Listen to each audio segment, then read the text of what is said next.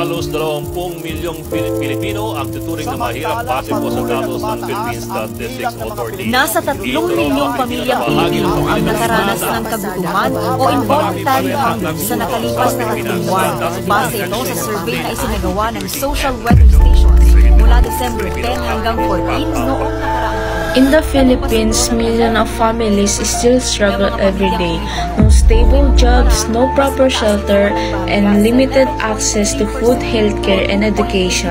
Milyon ng mga pamilyang Pilipino na nakaranas ng kagutuman base sa SWS. Itinutulak ng kahirapan ng maraming Pilipino na maagang magbanat ng buto. Karamihan sa mga nakaranas na ito ay mula sa Mindanao, kung saan 12.7% ng Kabila ng murang edad at batang katawan. Poverty is not just lack of money, it's hunger, missed opportunities, and dreams put on hold. But change is possible. Sa pamamagitan ng face-to-face interviews.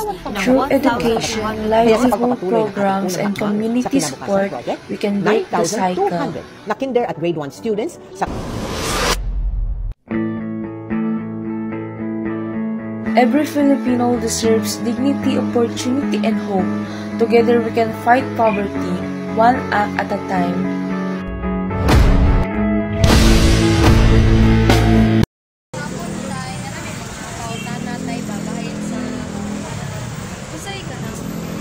Anong naabot mo pa sa sitwasyon natin nga? Dili ra ka na-homeless, na imo ka homeless na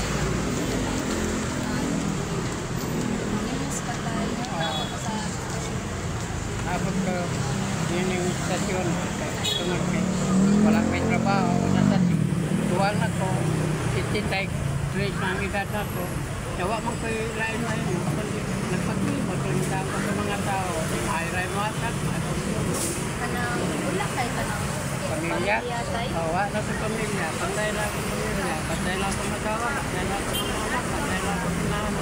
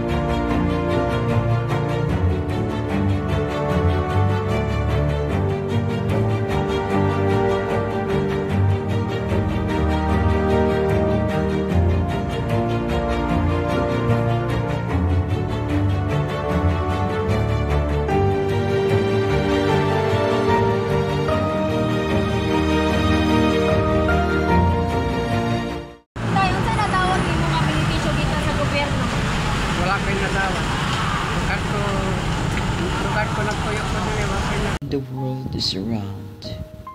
Fortunate people stays on the top, others beneath the marginal lines of comfortable life.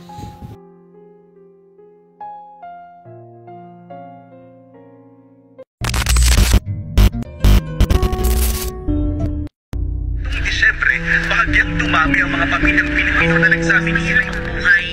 Kilala natin this authority o PS na nagsabi na sila na 21% yan. 18.1% of Filipino people are suffering of poverty.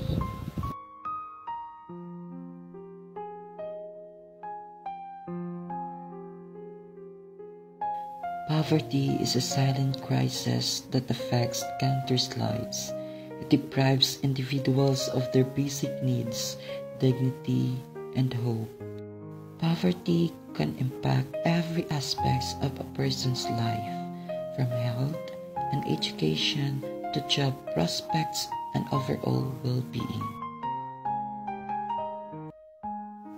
Now, the question is, how can we overcome this? The answer lies within our hands and voices. Stand by advocating for policies that address income inequality. Provide quality education. Educate for family planning. Create job opportunities. and ensure access to essential services. And these are all possible with the right leaders. Utilize the power of our voices and hands to touch the system.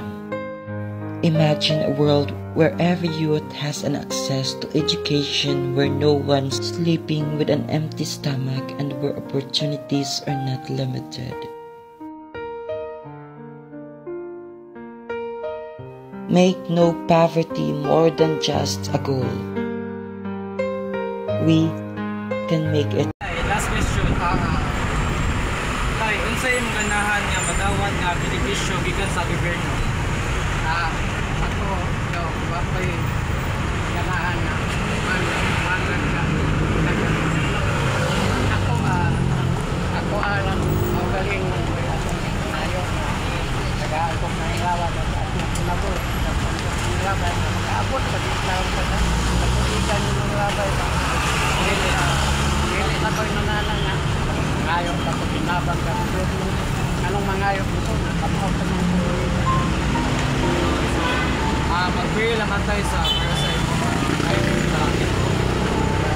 Okay, say, go tayo. Mahal doon tayo. Salamat kay Tay. Salamat Tay. Salamat kay Tay. Okay, salamat tayo.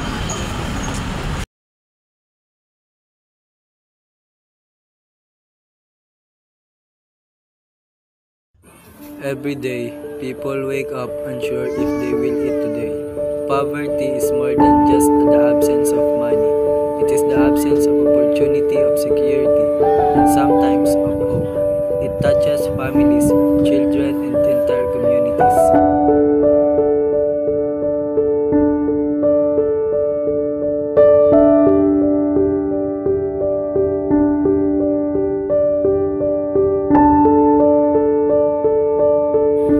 Poverty remains one of the biggest challenges in our community.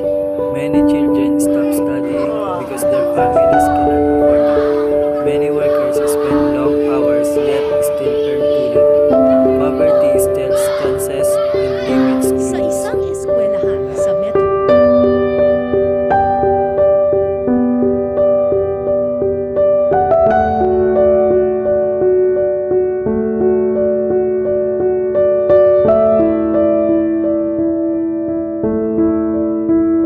The causes of poverty are many: unemployment, lack of education, and unequal opportunities. But the most painful cause is indifference, when people stop caring. But there is hope. Every small act of kindness creates change. A shared meal, a helping hand, a simple donation. These are steps forward a better tomorrow. When a community works together, lives are transformed.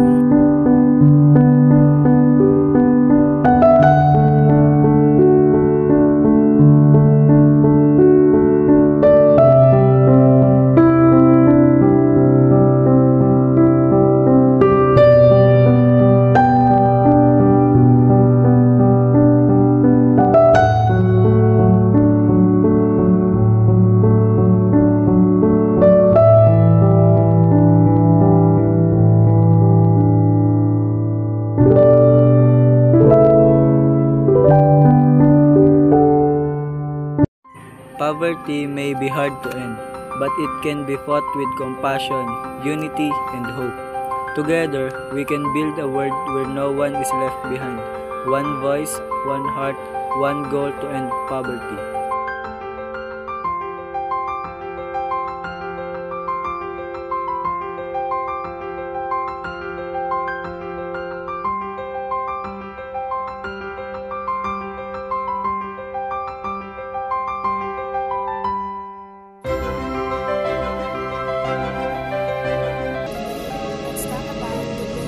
Or the common pressing issue that our nation has ever faced is poverty. The poverty causes hunger due to the high cost and the sizable population with poor incomes, and the Philippines has a high rate of malnourishment and being lack of financial support. Due to the world record in 2018, more than 105 million people are living in poverty until now. Therefore, they also also live beside a polluted area that are possible can affect their health, together with their improper hygiene and their insufficient intake of healthy foods. A lot of Filipinos suffer from extreme poverty, making it common for parents to be unable to provide for their family. As a result, many Filipino are unable to complete their education because of poverty and also lack of financial support. More than the poor youth chose to work instead of studying. But there is a way on how we end poverty. First, let's spread awareness to reduce poverty in our country. Second, our best important weapon, which is the education. Even though there is a lot of tons of struggles and hardship we encounter, we can pass it through having dedication, patience, and sacrifice. Lastly, the job opportunities. People must take this as a first step in order to grow and succeed in life for a bright future, regardless of how little or how much money is being made. Filipinos are not poor, only their environment and mindset are. Due to their poor environment, they also grow up with a poor mindset and poor decision-making skills. This is the result of a lack of knowledge when it comes to financial management. So, fight and don't lose your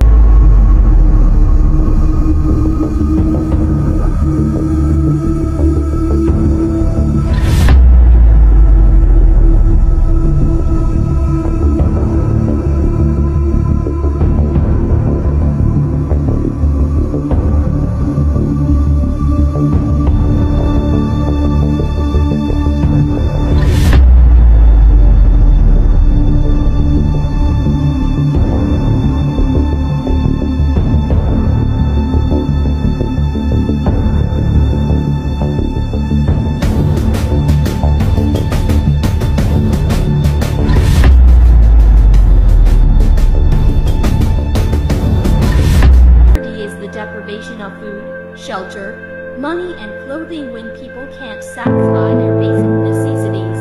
Poverty can be understood simply as a lack of money or more broadly in terms of barriers to everyday human life. There are many causes for poverty, but the main one are population growth, lack of employment, lack of education, inequality, conflict, and lack of social support system.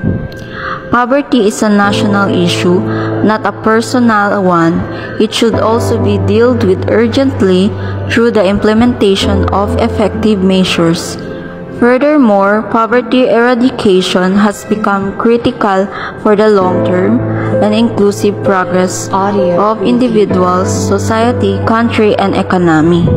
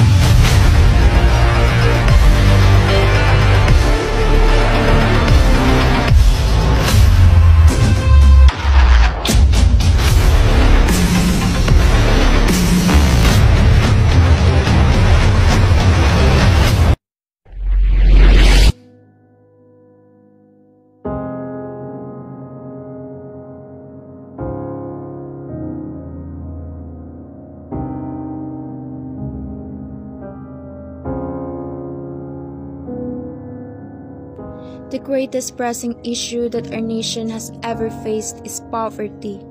The poverty causes hunger. Due to high costs and a sizable population with poor incomes, the Philippines has a high rates of hunger and malnourishment. In 2018, more than 105 million people are living in poverty. People living beside polluted places are affected by their improper hygiene, and urban dwellers are even more affected by their insufficient intake of healthy foods. Filipinos suffer from extreme poverty, making it common for parents to be unable to provide for their family. As a result, kids must be pulled out of school and forced to labor in dangerous situations. In the Philippines, statistics indicates that 3.6 million kids between the ages of 5 and 70 work as children. The population as a whole makes up 15.9% of this. Many Filipino adults are unable to complete their education because of poverty. More than the poor youth choose to work instead of studying. According to UNICEF, children who grow up in poverty frequently lack the nutrition, hygiene, housing, medical care, and education necessary for survival and growth. Around 1 billion children worldwide are multidimensionally poor, which means they lack needs like clean water and food. How do we lessen poverty in our nation? Spread awareness to reduce poverty in our country. Next is education, then job. People must take this first step in order to grow and succeed in life for a bright future, regardless of how little or how much money is being made. Filipinos are not poor. Only their environment and mindset are. Due to their poor environment, Filipinos grew up with a poor mindset and poor decision-making skills. This is the result of a lack of knowledge when it comes to financial management. It's time for a change. Time to end poverty.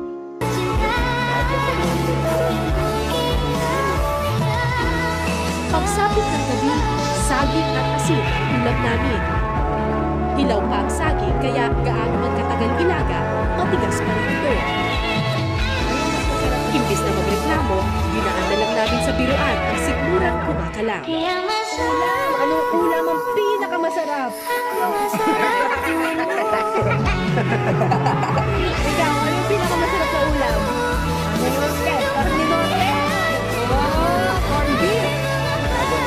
Ano po? Ikaw, ano ka? Anong pinakamasarap na ulam para sa'yo? Asin.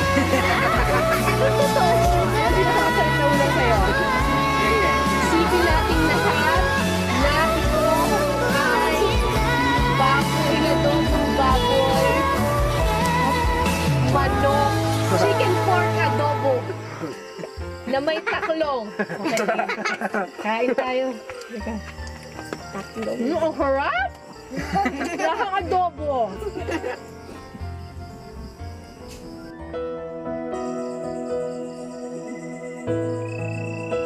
Sa tabi ng ulingan kami nagpalipas ng gabi. Sa pagod, hindi na naligo ang mga bata. Di na bale kung may uling pa ang kanilang mga paa. Ito lang ang oras nila ng pahinga.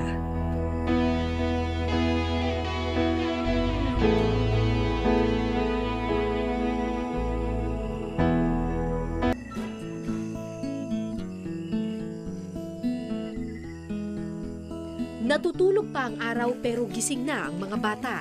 Singitim din ang uling ng kalangitan, pero sila walang tigil sa pagbubungkal. Walang nagbibiruan, walang naghaharutan.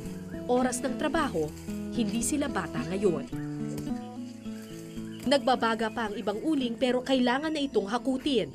Sa init, kahirapan, yan ang suliraning kinakaharap ng bansang Pilipinas, isang suliranin na dekada-dekada ng problema ng ating bansa. Problemang pumipigil sa ating lipunan na maabot ang rurok ng kaunlaran. Sa bawat sulok ng ating bayan, May mga kwentong hindi na isusulat sa mga libro. Mga kwento ng pagtiyaga ng pangarap na tinibituing malayo. Gaano na nga ba nasadlak sa kahirapan ng bansang Pilipinas? Ayon sa SWS, pumalo sa 35.6% noong March 2025 ang rate ng mga Pilipinong mahihirap na nakakaranas ng kagutuman. Sa kahirapan na itong ating nararanasan, ano kaya ang pinakamabisang paraan para anatilang pili ang makikinabang bagkus ang lahat ay makakaranas ng kaginawaan? Sa gayong kaisipan, namulat ang pagtanggap ng ating lipunan sa mga pamamaraan at kagamitan na bunsod ng teknolohiya. Ang mga teknolohiya na naglalayong mapabuti at mapaunlad ang kalagayan ng ating lipunan. Isa sa pinaka-importanteng parte ng ating pag-unlad ay ang pagtatayo ng mga kalsada. Ang mga kalsadang ito ay tinuturing na artery ng ating ekonomiya na nagiging daanan ng ating pag-unlad. Kaya't kasabay ng pag-usbong ng teknolohiya ay iba't ibang pamamaraan ang pinag-iisipan at isinakakatuparan upang ito'y maging matibay. Ating tinatamasa ang mabilis na paglalakbay at sa tulong ng mga kalsadang ito, nararating natin ang iba't ibang destinasyon na nais puntahan sa pinakamabilis na paraan. Ngunit higit sa lahat, sa tulong ng kalsadang ito, naaabot natin at nakakapagdala tayo ng iba't ibang produkto sa mahihirap na parte ng ating bansa. Malaking ambag rin ang naitutulong ng agham at teknolohiya sa ating mga pananim na inaani. Isa sa pinakananatanging ambag nito ay ang pagkakaroon ng mga genetically modified na mga produkto. Ilan sa mga magandang halimbawa nito ay ang patatas na mas malalaki at mais na di dinadapuan ng mga peste at mga palay na pest at weed resistance. Sa pagkakaroon ng ganitong produkto ay nababawasan ang cost sa pagpapatubo ng mga produktong ito at nagpapababa sa presyo. Sa pagpasok din ng teknolohiya, nag-iba ang pamamaraan ng paggawa ng mga gawain sa paggamit ng iba't ibang makinarya ay napadali at napabilis ang pagtatrabaho kumpara sa mga buong kamay. Tulad na lamang ng pananahid, kung dati ay mano-mano at sinusinsi ang mga tela, nagkaroon na ng makinang panahid. Gayon din sa simpleng paggiling ng karne at marami pang gawain na mas napadali sa tulong ng mga ito. Ang paggamit ng makinaryang ito ay nakalikha rin ng maraming trabaho sa industriya na nakatugon sa unemployment, na isa rin sa dahilan ng kahirapan sa bansa. Ang kahirapan ay hindi dapat maging sagisag ng kahihiyan. Ito ay hamon sa ating lahat na buksan ang ating puso, kumilos at maniwala na ang bawat hakbang, gaano man kahirap, ay may pag-asa.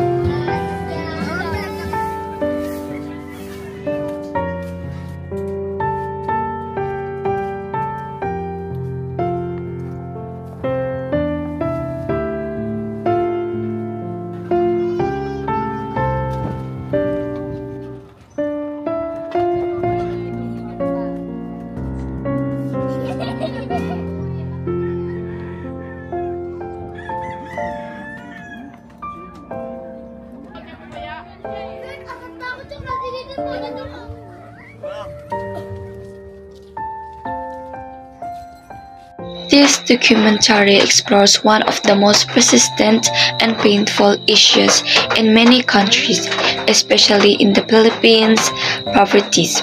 It shows that poverty is not just the absence of money, it is the lack of basic needs such as food, clean water, education, shelter, healthcare, and opportunities. Through real stories, interviews and visuals, the documentary aims to help viewers understand what poverty looks like, why it happens, and what can be done to reduce it. The documentary begins by showing the real scenes from poor communities, camp house, made of scrap materials, children walking barefoot, busy streets filled with vendors trying to earn a small income, and families sharing limited meals. This image reveals that poverty is not just a statistic, it is a daily reality for millions.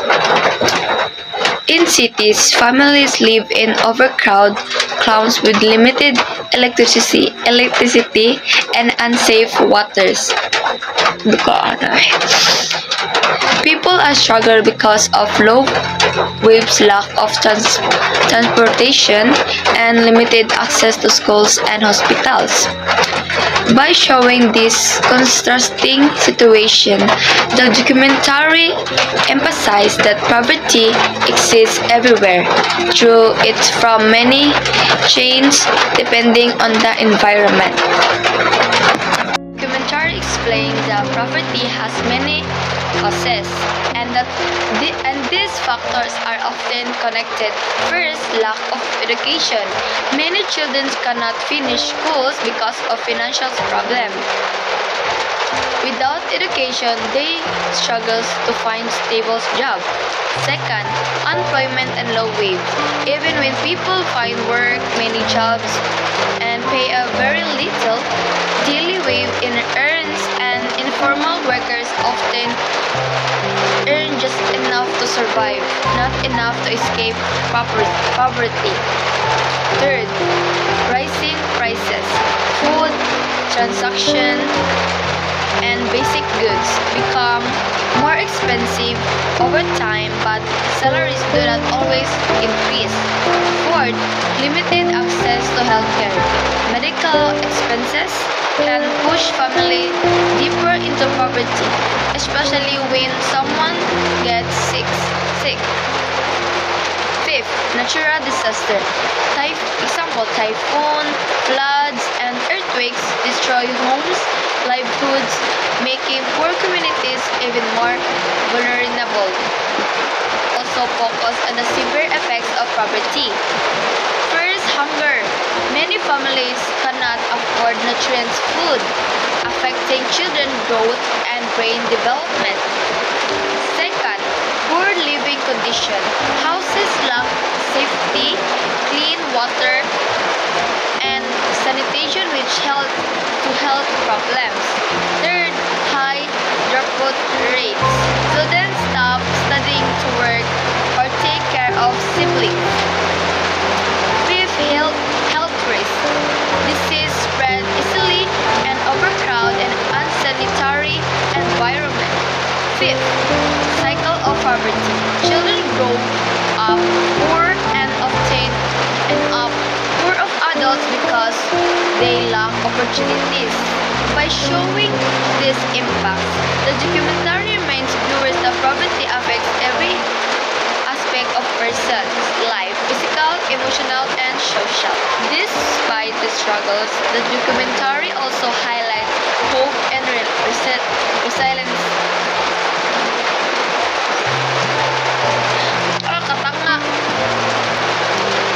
Highlights hope and resilience. Communities work together, parents make sacrifice for their children. Education and young people continue to dream of a better future. It shows charities, volunteers, teachers, organizations helping families through feeding programs, scholarship, grants, and livelihood training.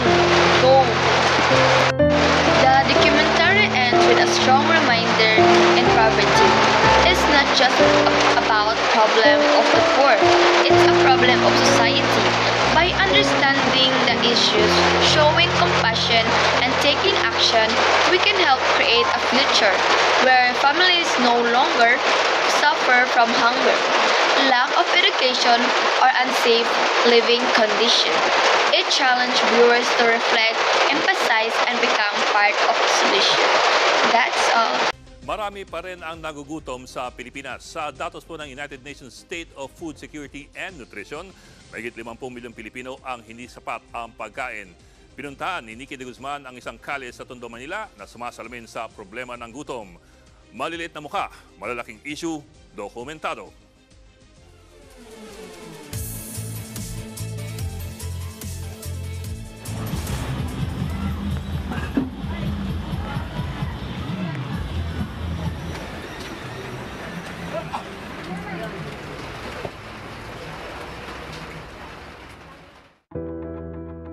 Pawis, bulok na basura at panis na pagkain. Yan nga ang magkakahalong aroma dito sa Kalye Aroma sa Tondo, Maynila. Amoy na dumidikit sa damit, nanunuot sa ilong, kumakapit sa balat. Amoy ng gutom. Gutom na karaniwang nararamdaman ng mga taga rito sa Kalye Aroma.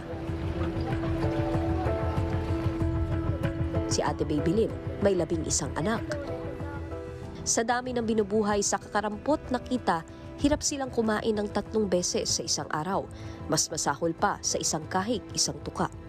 Minsan po, sa loob, pag wala talaga kami, umabot ang 3 araw, hindi sila makakain. Minsan pag hindi na talaga ako makain sa mga anak ko, minsan 1 linggo. Tama na sa akin yung tubig. Iniisip ko talaga yung makaraos yung mga bata sa hapon. Kung wala siyang maihain sa kanilang hapag, pinapaglaro na lang niya ang kanyang mga anak. Baka sakaling malibang sila at makalimutan ng pagkalap ng sikmura.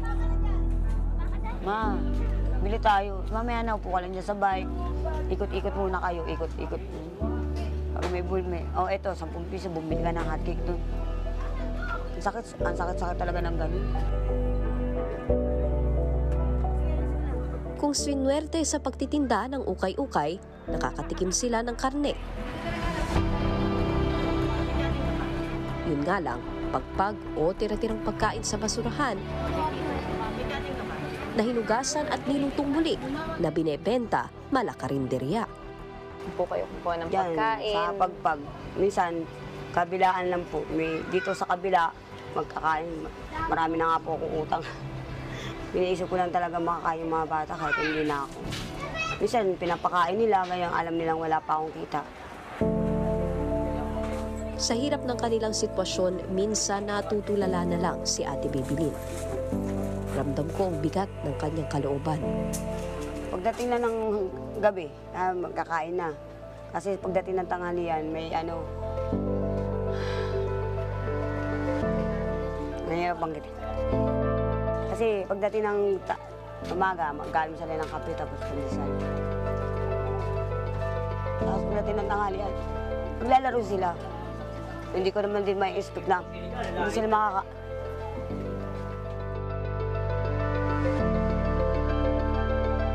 At dahil sa gutom, minsay nakakaisip si Ate Babylin ng mga bagay na hindi dapat na iisip ng isang ina.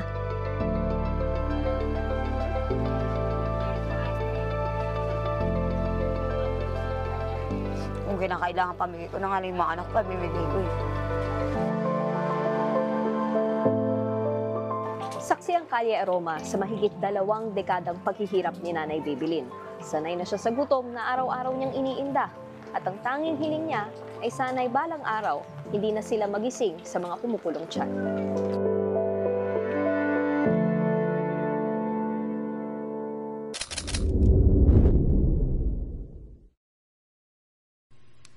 I think I'll take my whiskey neat, my coffee black and my bed at 3.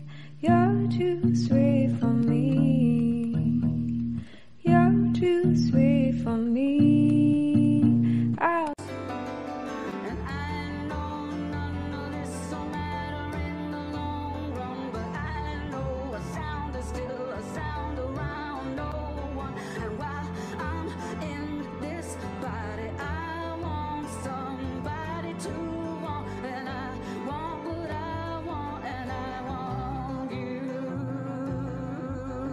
Halos 20 milyong Pilipino ang tuturing na mahirap base sa datos ng Philippine Statistics Authority. Nasa 3 milyong pamilyang Pilipino ang nakaranas ng kaguman o involuntaryo sa nakalipas na 3 buwan.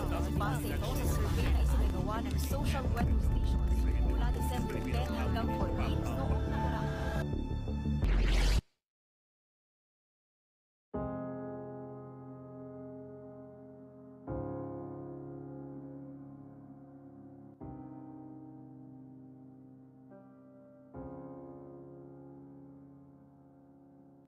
The greatest pressing issue that our nation has ever faced is poverty. The poverty causes hunger.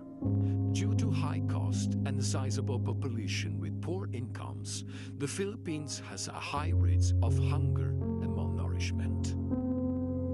In 2018, more than 105 million people are living in poverty. People living beside polluted places are affected by the improper hygiene, and urban dwellers are even more affected by their insufficient intake of healthy foods.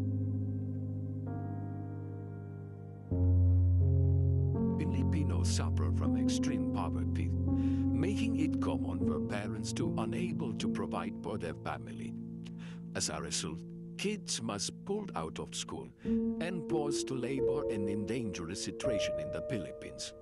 Statistics indicates 3.6 million kids between the age of 5 and 17 were as children. The population are what makes up to 15.9%. Many Filipino adults unable to complete their education because of poverty.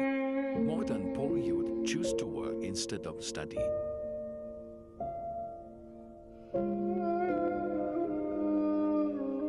According to UNICEF, children who grew up in poverty, pregnancy, lack of literature, hygiene, housing, medical care, and educational necessary, work, survival, and growth.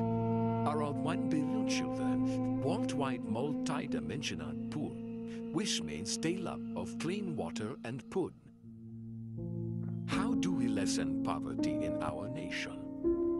Spread awareness to reduce poverty in our country. Next is education, then job. People must take this step in order to grow up and success in life. For a bright future regardless of how little or how many money is being made. Filipino are not poor, only their environment and mindset are due to their poor environment.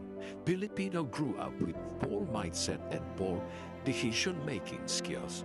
This is a result of lack of knowledge when it comes to financial management.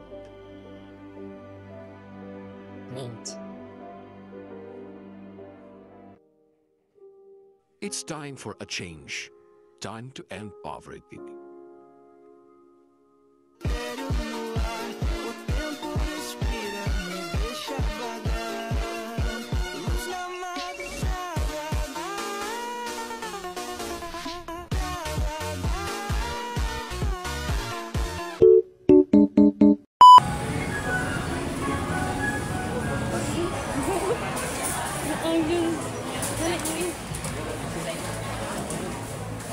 Documentary also focus on the severe effects of poverty.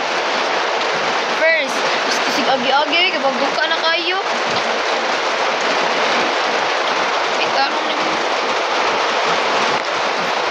First, hunger and